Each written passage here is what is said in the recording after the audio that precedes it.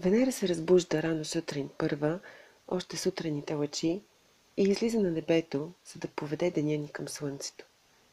Тогава нейното име е Зорница, богинята на утрото, майката на днешния ден. Ако сте се родили в такъв момент, когато Венера се нарича Зорница, то вие имате светла вяра в любовта. Преминавате през живота с много любов и нежни битки с красиви рицари. Защитавате честта си, майка си, сестрите си. Ако сте родени с зорница в небето, то вашата съдба в любовта е силно свързана с търсенето на идеалната красота и ред. Търсите себе си в огледалото на партньора и често се виждате в рицарски доспехи. Тези светли жени, родени под зорница, носят онази праисторическа вина на жената, за това, че е блудница. Носят вината на нейното магьосничество, за това, че е съблазнителка, че разрушава животи и сътворява чудеса. Зорница устоява правото на жената да бъде призната богиня и носи кръста си от това. Този кръст всяка една от нас, жените, усеща и знае. Неговата тежест и нарочна вина се изживяват още по-силно, когато Венера във вашата рождена карта е ретроградна. Тогава тя прави своите великолепни приемки по пътя си около Слънцето. Тогава ние ставаме по-затворени в себе си, прибрани и обърнати към собствения си свят. Вашата Венера е красавицата, затворена в замъка на звяра. Когато зорница се вдигне високо над хоризонта и застане далеч от земята, тя се движи с най-бързата си скорост и се губи зад Слънцето. Това е първата трансформация на идентичността на Венера. Това е нейното първо преобразяване, случило се при слизането й в подземния свят на Хадес.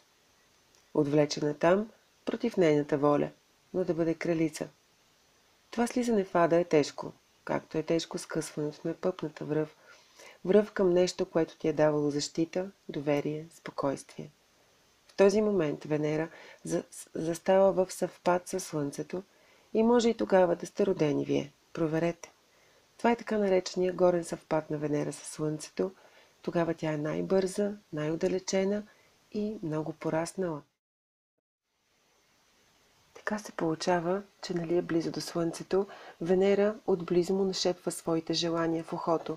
И то, какво да прави, сътворява ги. Ако имате този съвпад във вашата натална карта, то вие бихте могли да изразите с по-ярко вашата личност, да бъдете по-благородно настроен човек, търсещ баланс и разбирателство. Венера е влюбените в Таро. Тя е свързана и с силата на картата на императрицата, заради нейната проекция във Везни. И от това следва, че качествата на Венера са особено силни в общуването с другите и поддържането на собствен стил и начин на живот. Съотношението на тези неща понякога и създават проблем, особено ако тя е в периферията на Слънцето или е така наречената изгорена Венера. Това, разбира се, би се случило и ако Венера няма достатъчно аспекти с другите планети, които да стимулират силата й. Когато Венера се скрие зад Слънцето в горния си съвпад и тя не е ретроградна, тя тогава е бърза, директна и изпреварва Слънцето по неговия път. Скрива се за известно време от очите ни, да, така както се е случило и с Персефона, която изчезнала от горния свят и от майка си, Деметра, за 6 месеца от годината, докато пребивавала при Хадес в подземното царство. Всеки 6 месеца Деметра страда за дъщеря си и природата постепенно умира, преминавайки в есен и след това в зима. Когато дойде пролетта, Хадес, по уговорка с Зевс, пуска Персефона обратно при майка си и тогава започва новия живот на природата. Ако сте родени със съвпад на Венера със Слънцето, вие сте онази Персефона, която е отвлечена от Хадес, получава плода на знанието, Нара. По-рано така Ева е получила ябълката от Луцифер. И след това придобива знание, че видимото може да е различно от невидимото. Разбира, че има свободна воля и може да избере какво иска от този тъй шарен свят. Тук зорница се превръща в храмова блудница, кръщаваща мъжете за живот, сътворяваща активна енергия за съзидание. Тя слиза в подземното царство, за да стане той нейн дом. Там започва да изследва сенките, страховете, смъртта, сексуалността и своите магични страни. Придобива качествата на жрица, запознава се с Луната и възпитава умение да контролира своята емоционалност. Напускайки небето като последна звезда, Зорница се превръща в Деница, а излизайки от Ада, Деница се ражда като млада вечерница и започва своя път към залеза на младостта си.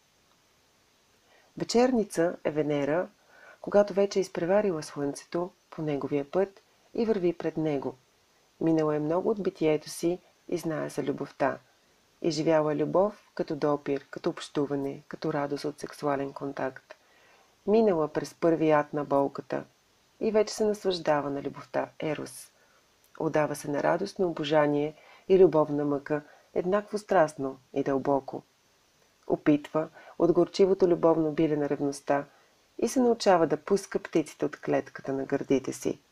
Тя влиза в смела защита на личната си свобода и ярко устоява себе си, за да е първа на небосклона вечер, съвсем близо до земята, все по-бавна и все по-ярка.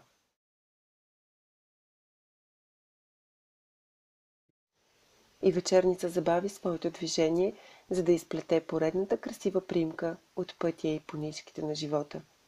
Когато сте родени със съвпад на вашата ретроградна Венера и вашето Слънце, то вие носите в сърцето си преживяванията на обичащата до смърт Деметра, която слиза да търси дъщеря си царство на Хадес, да потърси себе си, да намери най-ценната любов, тази, която отнема живот, за да роди друг.